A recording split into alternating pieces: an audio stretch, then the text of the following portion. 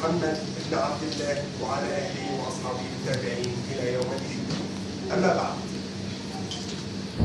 بحثنا اليوم هو تأثير برنامج ترويحي رياضي على بعض المهارات الحركية الأساسية لدى الأطفال ذوي الشلل الدماغي. إعداد كريم أسامة رشاد ضمن متطلبات الحصول على درجة الماجستير في التربية البدنية والرياضة بكلية التربية الرياضية. في البداية هبدأ بمقدمة البحث.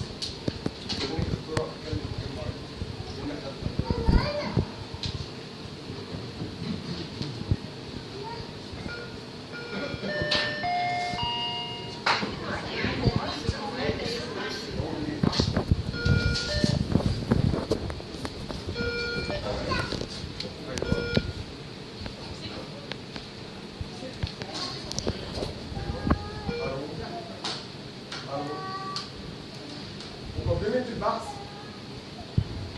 إن تقدم أي مجتمع يقاس بما يقدمه أفراده من خدمات دون تمييز حتى يمكن الاستفادة من قدراتهم في كافة المجالات. وقد تختلف نسبة الإعاقة من مجتمع إلى آخر، حيث أشارت تقرير مركز التعبئة العامة والإحصاء المصري سنة 2006 أن نسبة الأفراد ذوي الإعاقات في المجتمع المصري بتمثل نسبة 10% من تعداد السكان تقريبا.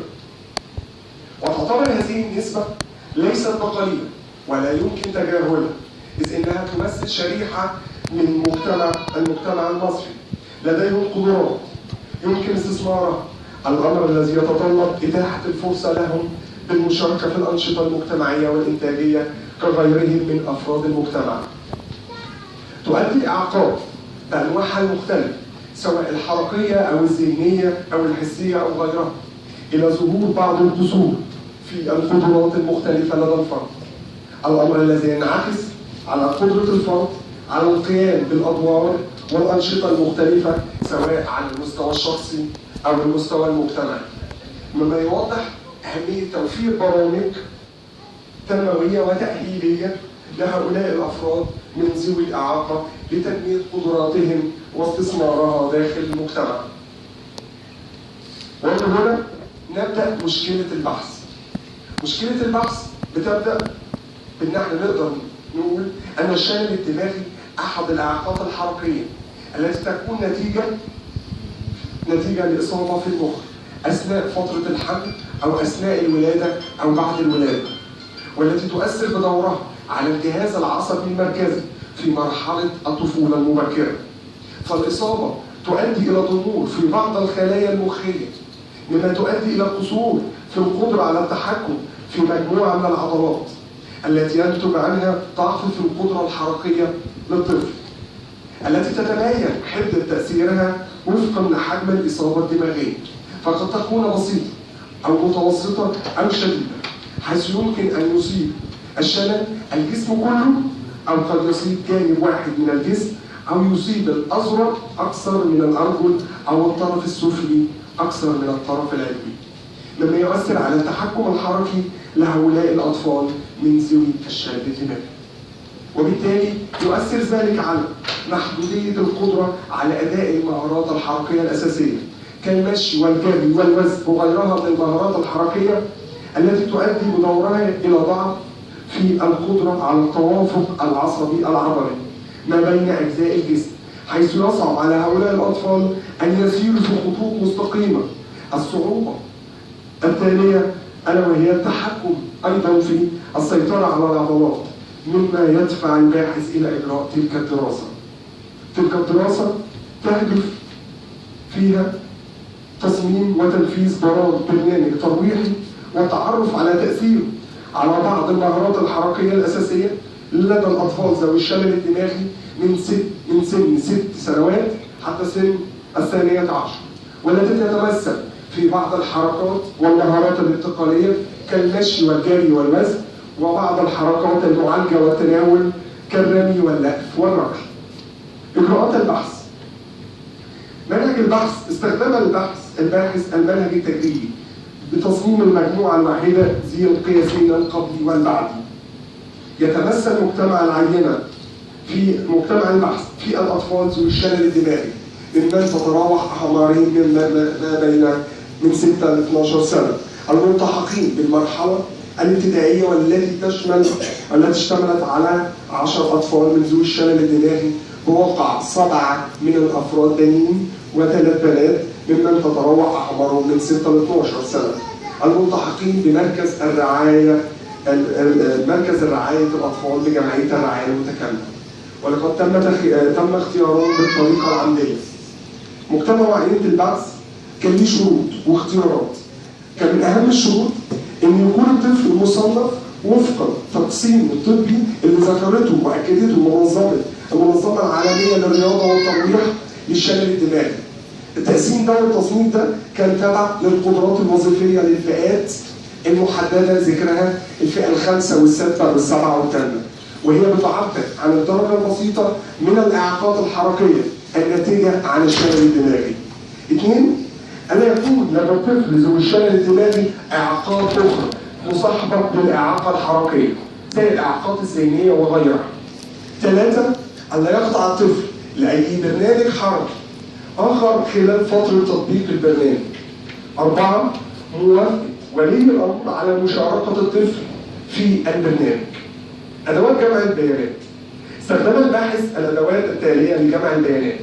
أولاً استمرار تقييم المهارات الحركية الأساسية التي تستهدف الاستمرار تقييم بعض المهارات الحركية الأساسية لذوي الإعاقة، حيث تقيس الاستمرار 6 مهارات حركية أساسية تتضمن بعض الحركات الانتقالية كالمشي والجري والوزن، وبعض الحركات المعالجة والتناول وهي الرمي واللف والركض.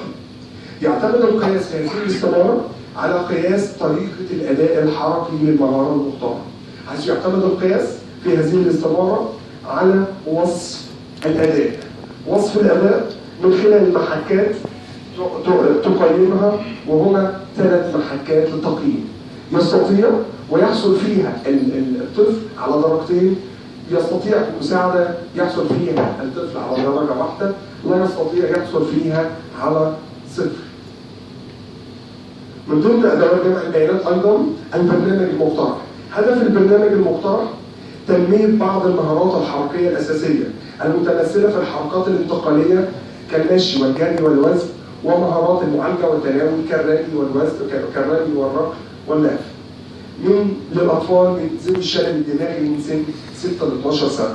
محتوى البرنامج يتضمن مجموعة من الأنشطة الفردية والألعاب الترويحية اللي تحتوي كل واحدة منهم على مهارة أو مهارتين بالأكثر من المهارات الحركية الأساسية الأولى وهي الرئيسية في الوحدة، ويتم ممارسة الألعاب بحيث تتضمن الوحدة 4 ألعاب ترويحية. أيضا تطبيق البرنامج. يحتوي البرنامج على 36 وحدة يتم تطبيقها على مدة 6 شهور أي 12 شهر مواقع 3 وحدات أسبوعية. أساليب التقييم. استخدام استمرار تقييم المهارات الحركية لتقييم المردود البرنامج على تنمية المهارات الحركية الأساسية. المعالجة والتناول. استخدام اختبار دلالة الفروق بين المتوسطات. النتائج في ضوء الأهداف البحث وفي إطار المنهج العلمي المستخدم وما استعان به الباحث من أدوات وجمع البيانات وما اتبعه من إجراءات، وذلك من خلال التحليل الإحصائي للبيانات وعرضها، تمكن من استخلاص النتائج التالية. توجد فروق دالة إحصائيا بين القياسين القبلي والبعدي لصالح القياس البعدي لدى الأطفال ذوي الشلل الدماغي المشاركين بالبرنامج في المهارات الحركية الانتقالية كالمشي والجري والوزن. توجد أيضا فروق دالة إحصائيا بين القياسين القبلي والبعدي لصالح القياس البعدي لدى الأطفال ذوي الشلل الدماغي المشاركين في البرنامج في المهارات المعالجة والتناول التالية: الركض والرمي واللف. تتضمن البرنامج الترويحي للأطفال ذوي الشلل الدماغي أيضا الأنشطة اللي بتتميز بالطابع المختلف في التوازن، أنشطة بتهتم بعناصر التوازن والتوافق اللي من شأنها تنمية المهارات الحركية. أيضا تقديم الدعم البدني للأطفال ذوي الشلل الدماغي من شأنه المساعدة في عملية تنمية المهارات الحركية لديهم. أيضا الاستخلاصات والتوصيات. توصيات في البحث بتستعرض أن يهتم مدرسي ومدربي التربية البدنية والرياضية بتنمية المهارات الحركية الأساسية للأطفال ذوي الشلل الدماغي نظرا لدورها المهم في تنمية المهارات الحياتية اليومية. أيضا أن تقوم الأندية ومراكز الشباب على مستوى الجمهورية بفتح باب الممارسة الرياضية للأطفال ذوي الشلل الدماغي وتوفير كافة البرامج والإمكانات اللازمة لما ذلك من أهمية في تنمية قدراتهم الحركية والوظيفية. أيضا أن يستخدم الباحثين والمتخصصين البرنامج الترويحي المنفذ والعمل على بناء وتصميم برامج أخرى تهدف إلى تنمية المهارات الحركية الأساسية. الشكر والتقدير.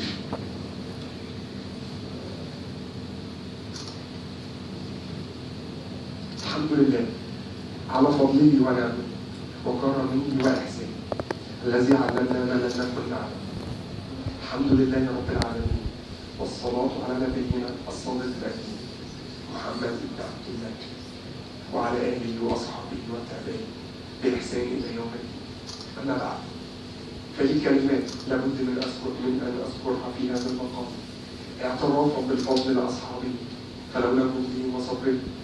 نعم ما أظهر هذا العمل نور وما يسعدني ويسلب صدري أن أتقدم بالتحية والشكر وعرفا بالجميل لكل من ساهم معي ولو بكلمة حق.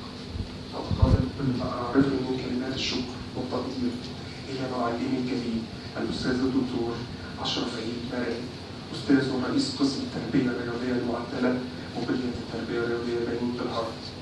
أتقدم بالشكر والتقدير إلى الدكتورة رانيا صبحي أستاذ المساعد بقسم التربية الرياضية المعدلة وكلية التربية الرياضية على ما بذلته من تجاري من جهد.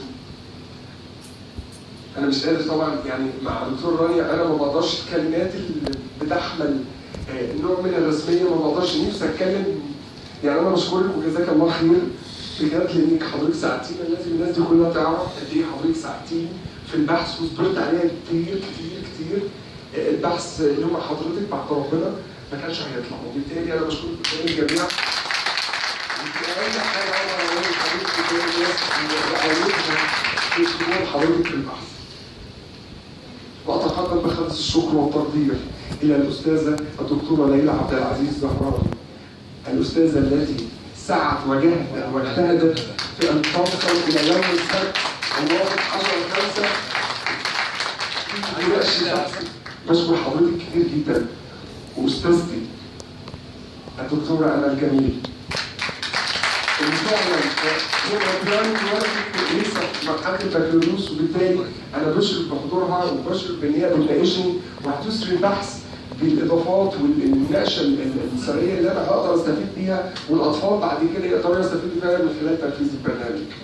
وخاتما أتقدم بخالص الشكر والتقدير والامتنان إلى جميع من كانوا بمثابة الوقود والدافع لهمتي إلى الأمام طيلة حياتي ومن راس الأمل ودرع الأمان. أنا وهو أبي وأمي.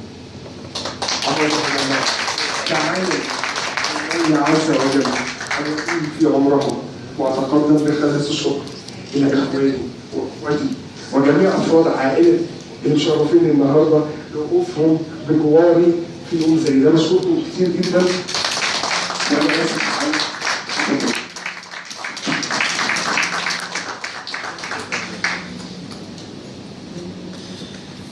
شكرا للباحث على هذا التقديم السريع. وإن شاء الله المناقشة حتوصل السطور وما بين. بس كلمة كتاب صغيرة للباحث إن الأولى بالشكر هي العلماء. كان لازم تبقى هي أولى فقرات الشكر. وعشان كده أنا ما بقولش هو شكر. الشكر هو شكر